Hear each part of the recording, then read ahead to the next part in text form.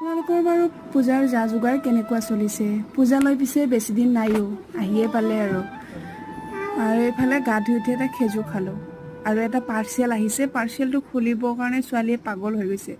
খুলিলোঁ, কিন্তু মোক হাতেৰে লাৰিবও নিদিয়ে, চাবও নিদিয়ে। মামা আৰ্থৰ এটা চিৰাম অৰ্ডাৰ কৰিছিলোঁ আৰু মোৰ এই সময়খিনি হৈছে সেই সময় যিখিনি সময়ত মোৰ ৰিচাৰ্জ নাছিলে। কি কৰিম আৰু এনেকৈয়ে টাইম পাছ কৰিলোঁ। আৰু গধূলি সময়ত অকণমান বিশেষ এটা কামত ওলাই গৈছিলোঁ, মানুহজনে চুলি কাটি ল'লে। মই এখন তামোল খাই টাইমখিনি বিতালোঁ। এইফালে দেখিছেনে ঠায়ে ঠায়ে পূজাৰ পেণ্ডেলো হৈ গ'ল। ঘূৰি আহিলোঁ, বৰষুণত একেবাৰে ভিজিলোঁ। আহিয়ে বোলো একাপ চাহ খাওঁ, বনায়ো ল'লোঁ। কচৰি আনিছিলোঁ আহোঁতে। ছোৱালী অহাৰ পৰা একেবাৰে শান্তি দিয়া নাই। আহোঁতে মেহেন্দি দুটা লৈ আহিছিলোঁ, তাকেই লগাবলৈ একেবাৰে উৎপাত। এইফালে গোটেই ঘৰত কাপোৰ কানি মেলা, বাহিৰত বৰষুণ, উপায় নাই। আহোঁতে আকৌ চিকেনো আনিছিলোঁ। চিকেনখিনি বনালোঁ, ৰাতিৰ সাঁজটো এনেকৈয়ে খালোঁ আজি।